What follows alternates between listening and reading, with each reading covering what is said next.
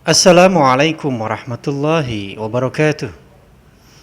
Para Mahaters Nusantara di mana saja berada, hari-hari ini kita dikejutkan dengan yang namanya Omnibus Law. Nah, kita harus tahu apa sih Omnibus Law? Definisi dari Omnibus Law apa? Lantas, apa sih sebenarnya Omnibus Law? Kemudian, apa juga kriteria-kriteria yang terkait dengan Omnibus Law? Nah, sebelum itu silahkan untuk memberikan like dan subscribe pada KRTV, channel edukasi, inspirasi, serta informasi. Para Mahaters Nusantara di mana saja berada. Pada kriteria Omnibus Law, pemerintah berharap dengan pembahasan Omnibus Law yang semakin cepat dapat memberikan kepastian yang lebih baik terhadap iklim bisnis.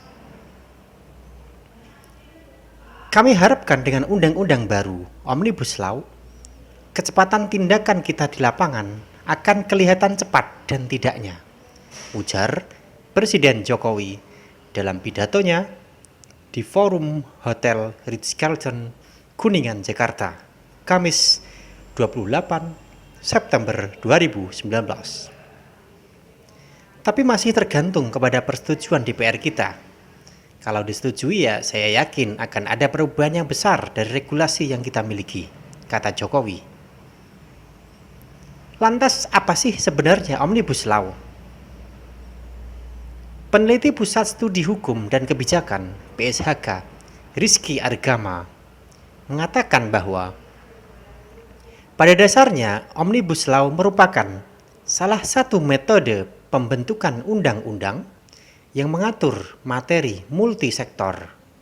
Jadi semua sektor diatur dalam satu metode pembentukan undang-undang. Selain itu, undang-undang ini juga mampu merevisi hingga mencabut ketentuan-ketentuan yang ada di dalam undang-undang lain. Nah, menurut dia, sejumlah negara sudah menerapkan Omnibus Law sebagai strategis untuk penyelesaian persoalan regulasi yang berbelit dan tumpang tindih yang terjadi selama ini. Jadi, terkait dengan birokrasi yang sangat panjang, yang berbelit-belit, tumpang tindih, ini akan teratasi dengan adanya Omnibus Law. Sebagai sebuah metode pendekatan Omnibus Law berpeluang mengabaikan prinsip-prinsip penting dalam pembentukan undang-undang, ujar Rizky Argama, yaitu salah seorang peneliti Pusat Studi Hukum dan Kebijakan. Salah satu caranya yakni dengan merampingkan regulasi dari sisi jumlah dan menyederhanakan peraturan agar lebih tepat sasaran. Karena selama ini peraturan-peraturan yang ada tidak tepat sasaran. Nah, kemudian kata Mbak Fitri ketika dihubungi tanggal 21 Oktober lalu, dia mengatakan bahwa idealnya sih bukan cuma penyederhanaan dari segi jumlah, tapi juga dari segi konsistensi dan kerapian pengaturan. Jadi prosedur juga lebih bisa sederhana dan juga tepat sasaran. Idealnya sih begitu.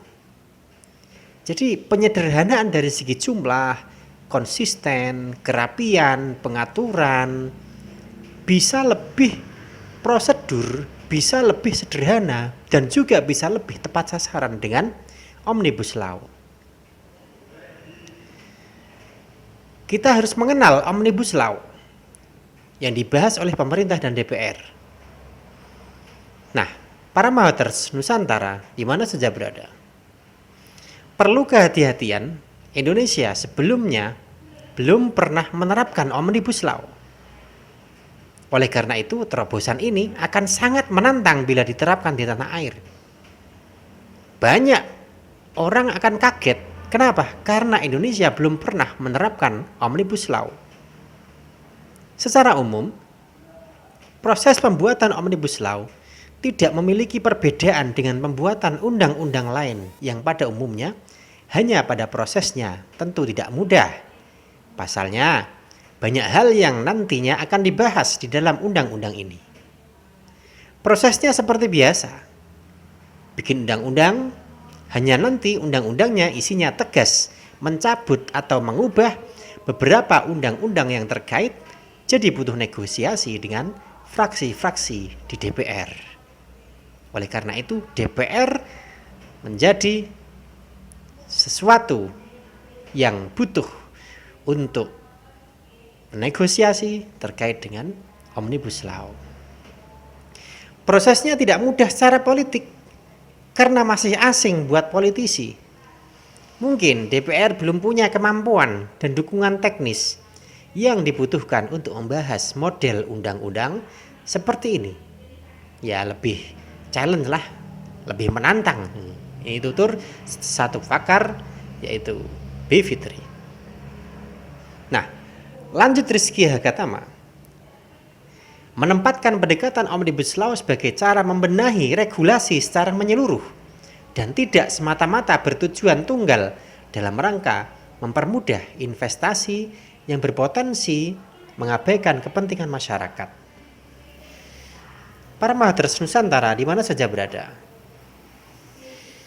mestinya Omnibus Law ini dapat digunakan sebagai wahana, sebagai sarana untuk merampingkan sisi birokrasi yang ada supaya lebih efisien.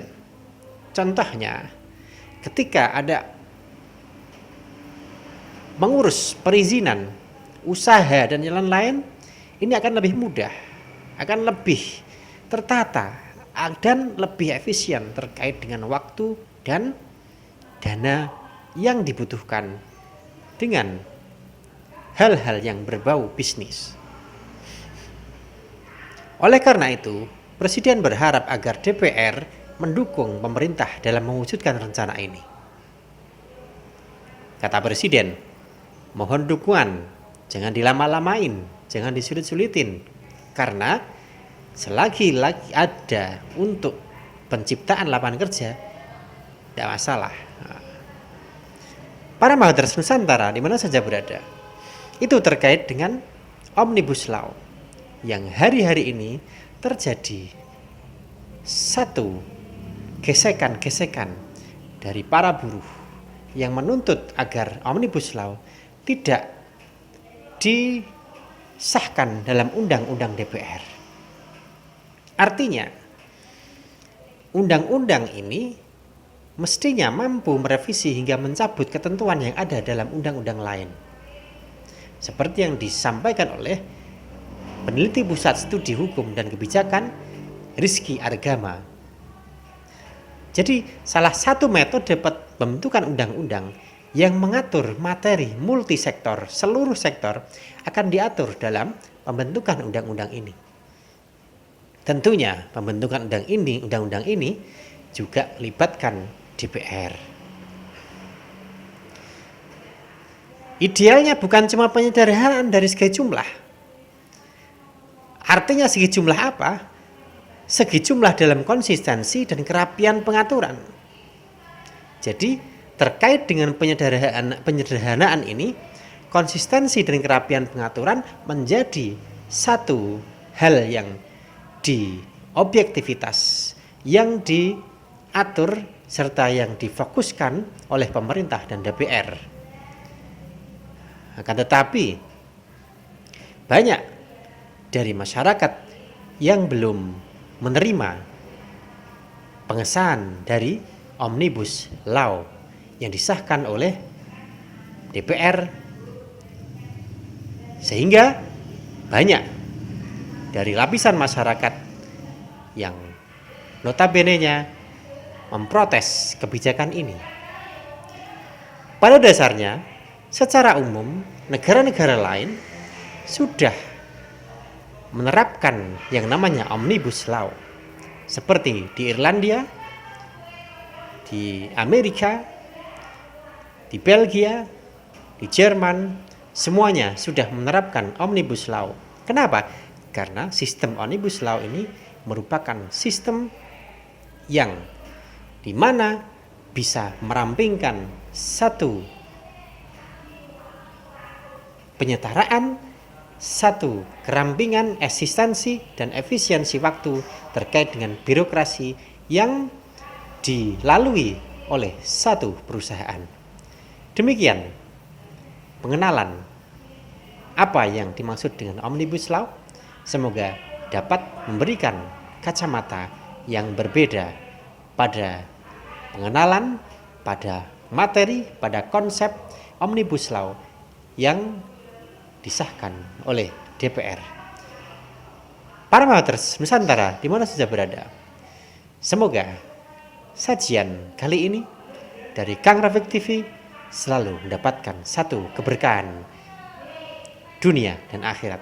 Salam edukasi dan inspirasi. Wassalamualaikum warahmatullahi wabarakatuh.